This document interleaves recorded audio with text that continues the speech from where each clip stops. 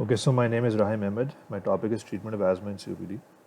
Before we talk about the treatment of asthma and COPD, we first have to know what the differences and similarities between the two diseases are. So they're both chronic lung diseases. Asthma is mainly inflammatory, it can be reversible, and it's associated with allergens. COPD has less to do with inflammation, it's mainly progressive, it's irreversible, and it's associated with cigarette smoking rather than allergens. Because cigarette smoking is important in COPD.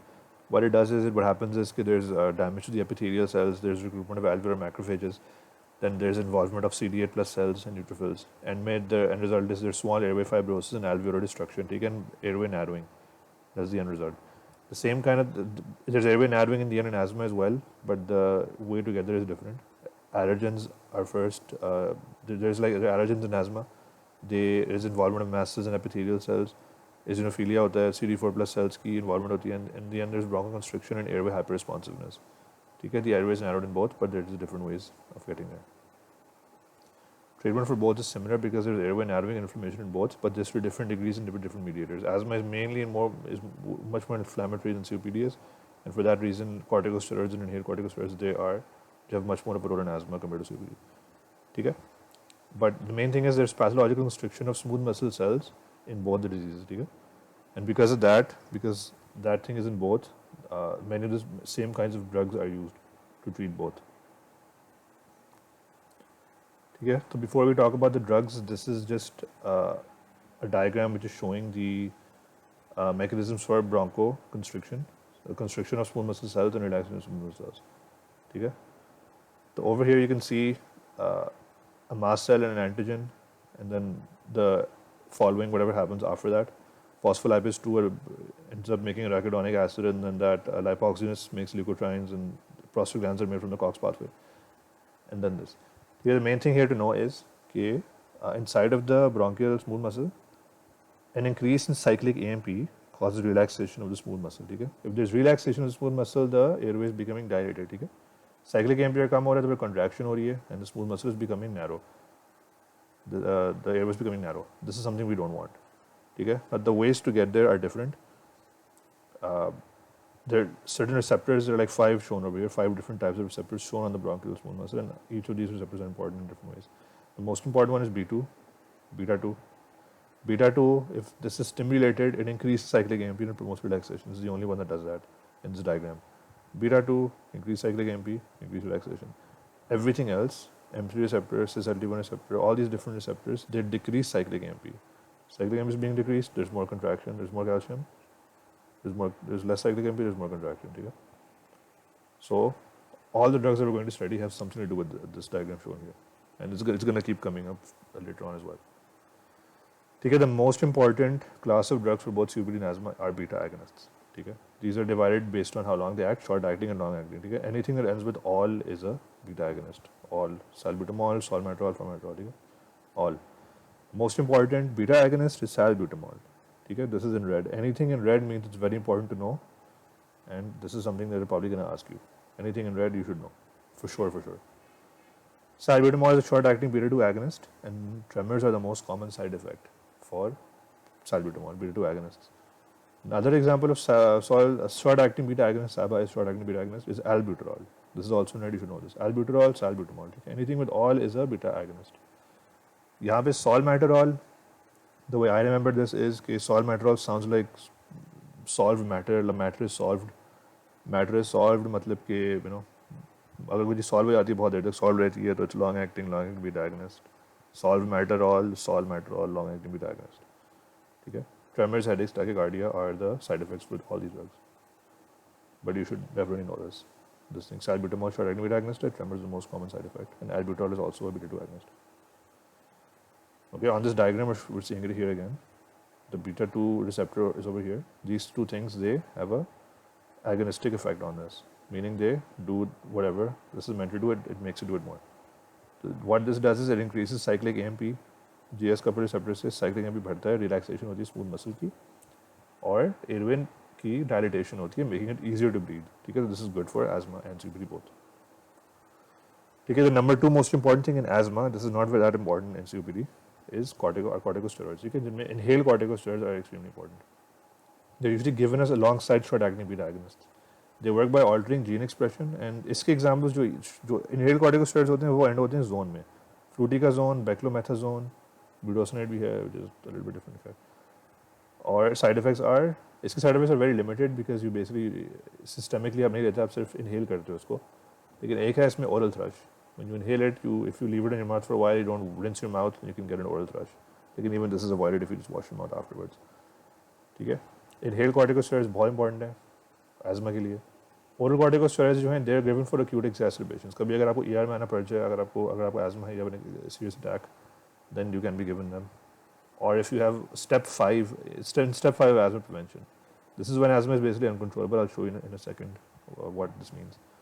When it gets very hard to control. ठीक है. इसके examples are prednisone, methylprednisone. और side effects सारे उसके ही हैं जो आपके होंगे. Steroids के, weight gain, thinning of skin, diabetes होगा, हड्डियाँ कमज़ोर हो जाएंगी, ऑस्टियोपोरोसिस होगा, और ऑब्वियसली बिकॉज आपकी इम्यून सप्रेशन हो रही तो इन्फेक्शन का चांस बढ़ जाएगा, इंक्रीज ससेप्टिबिलिटी टू इन्फेक्शन. ठीक है. Now this isn't very important for you to know right now, but the only reason I'm showing you this is to show you how important short-acting beta agonists are and how important inhaled corticosteroids are. ठीक है. In step 5 में you can see over here, oral corticosteroids were just mentioned over there. It's not that important to know, लेकिन I'm just showing you ताकि आपको पता हो कि the first thing you give is short-acting beta agonist, the second thing you give is inhaled corticosteroids. ये जीना guidelines हैं, I think पुरानी हैं, ये अभी अब तो उसकी हैं, एज़मा की हैं. अब तो I think you give them both together, inhaled corticosteroids and short-acting beta agonists, but the only reason this is mentioned here is so that you know that. Okay, now we've done the main ones. Now we're going to move on to the other drugs used in asthma and COPD. Or the first one we're going to do is muscarinic antagonists. ठीक है. Muscarinic antagonists जो हैं, they're also known as anticholinergics. ठीक है. तो they basically वो चीज़ें करती हैं जो आपकी पैरासिम्पैथेटिक सिस्टम करता है, वो होता है कोलिनर्जिक, एसिटाइलकोलिन जो भी करता है. पैरासिम्पैथेटिक आपका तब चलता है system when you are basically just chilling, you're relaxed, you're not doing anything. तो अब चिलोगे तो क्या होगा, आपका हार्ट रेट जो है कम होगा. ठीक है. You don't need to breathe that deeply, so your smooth muscles in your respiratory system they won't be that relaxed, they'll be constricted, they won't be that relaxed, glands की secretion ज़्यादा होगी, CNS जो है आपका मतलब sedated होगा, you'll be sleepy and everything. So things that oppose this are called muscarinic antagonists. ठीक है. The examples are ipratropium, tiotropium, atropium. Ipratropium is important, it's in red, remember this. तो when you're opposing anything that's causing you to chill, तो क्या होगा, heart rate आपका बढ़ेगा, force के साथ बढ़ेगा, स्मूथ मसल रिलैक्सेशन होगी क्योंकि सांस ज़्यादा लेने आपने, you're not chill anymore, you want to breathe, you need to breathe. Gland secretion कम हो जाएगी, CNS में you'll be restless, you'll have amnesia, you'll be, your brain's going to be working more, you're going to be restless, you're going to be anxious, you're going to be jittery. On this diagram you can see this receptor M3 का receptor. ठीक है. Acetylcholine इस पर normally काम करता है. Acetylcholine काम करता है, इस पर क्या होता है, फिर कैल्शियम बढ़ता है, साइक्लिक एएमपी कम होता है. साइक्लिक एएमपी कम होता है तो क्या होता है, कॉन्ट्रैक्शन होती है. कॉन्ट्रैक्शन होती है स्मूथ मसल सेल की. That's not something we want in asthma. We want it to be relax, we want it to be dilated. तो what we are gonna do is we are gonna inhibit this. तो muscarinic antagonists, ipratropium, tiotropium, atropine, ये सारी चीज़ें इसको inhibit करती हैं and they prevent this from happening and they cause this to happen, relaxation. ठीक है. That's why we give that. Here another drug, leukotriene modifiers. अब लुकोट्राइन्स जो होती हैं they are produce by mast cells. Mast cell जो होती हैं वो होती हैं एज़मा में. It has to do with inflammation, allergic response. ठीक है. तो ये COPD में इतना नहीं होगा, एज़मा में ज़्यादा होगा. और इसके भी they work in 2 different ways. The first one is they bind to cis-LT1 receptor. It might probably isn't that important to remember this, but what you should remember is that montelukast and zafirlukast are leukotriene modifiers. ठीक है. montelukast. अब इसमें अच्छा ये है कि the ending, like in almost every drug, the ending, the prefix, whatever it is of the drug, it shows you that they're all the same drug. ठीक है. इसमें lukast है, leukotriene, lukast sounds like leukotriene, sounds like leuko. montelukast is a leukotriene modifier, zafirlukast is a leukotriene modifier. ठीक है. That's one way. cis-LT1 receptor को बस रोकता है. Another way they work is by inhibiting lipoxygenase. इसका एक है Zeruton, it's not that important है. ना भी बात करो. Side effects are cough, diarrhea, weakness. And another very important thing to remember is that montelukast, Luca, it's a leukotriene modifier, is best for aspirin-induced asthma. Okay? This is something that I remember they've asked before. So you should know this too. Here we have this is LT1 receptor, which guess what it's doing? It's increasing calcium, it's decreasing cyclic AMP, it's causing contraction. Zafirlukast, montelukast acting on cis-LT1. Okay? All these different receptors that I've shown you, and they're being acted upon by different molecules, they are basically, they all have the same end result. सब में यही हो रहा है and में, calcium बढ़ रहा है, साइक्लिक एमपी कम हो रहा है, कंट्रैक्शन हो रही है, इसमें रिलैक्सेशन हो रही है, साइक्लिक एमपी बढ़ रहा है, ठीक है, they are have the same end result, ठीक है। ज़ाफरलुकास सिसल्टी-1 को ब्लॉकर है, and over here xylitol it's inhibiting lipoxygenase here and it's preventing the formation of leukotrienes in the first place. leukotriene है ही नहीं तो इससे बाइंड कौन करेगा, कैल्शियम कैसे बढ़ेगा, साइक्लिक एमपी कम कैसे होगी, कंट्रैक्शन कैसे होगी, एंड में रिलैक्सेशन हो रही है, एयरवे आपका खुल गया, यू कैन ब्रीथ इजी, ठीक है। One more another class of drugs for asthma COPD are methyl xanthines, ठीक है। If this is in red, they inhibit phosphodiesterase and adenosine receptors. Adenosine, again, I will show you this also.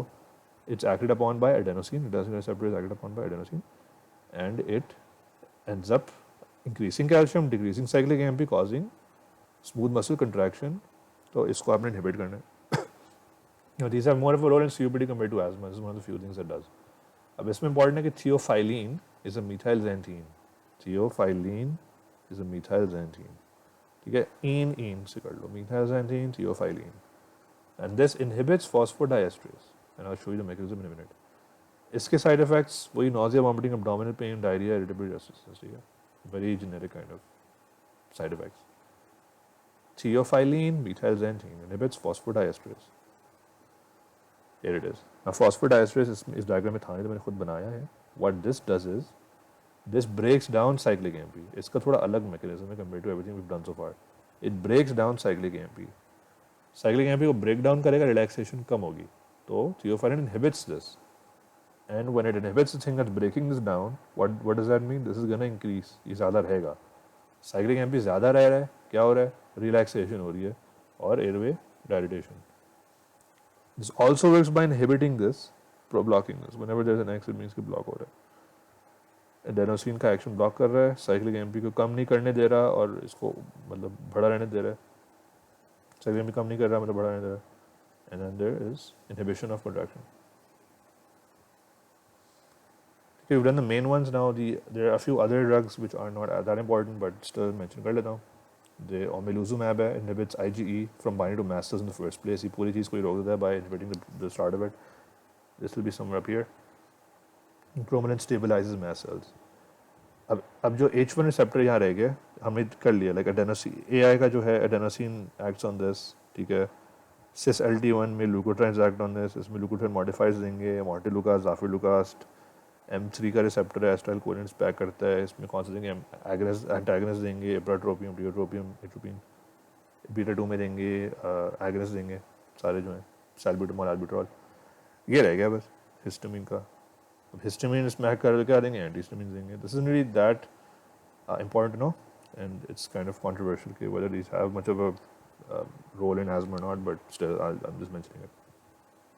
ठीक है, one last thing is the antitussive drugs. These include codeine, dextromethorphan, and they work by reducing the cough reflex. Now, from what I remember, codeine was a partial opioid agonist. तो and because the partial opioid agonist, वही सारी opioid वाली effects होंगी जो मतलब उसकी होती हैं. तो उसकी साइड इफेक्ट्स जो हैं वैसे मिनिमल होती हैं if you take them as instructed, but you can have drowsiness, you can have lightheadedness, dizziness, sedation, and shortness of breath. अब another thing they ask is the adverse effect of codeine क्या है, ठीक है, तो CNS depression है, because it's like that, it's like a partial opioid agonist from what I remember. So that's why codeine, antitussive, CNS depression. These are the references. This is where this video is where I got the diagram that I keep using and I keep drawing over. So you should give this a watch too if you have time after this. And these are GINA guidelines, just the figure I got. And yeah, that's it.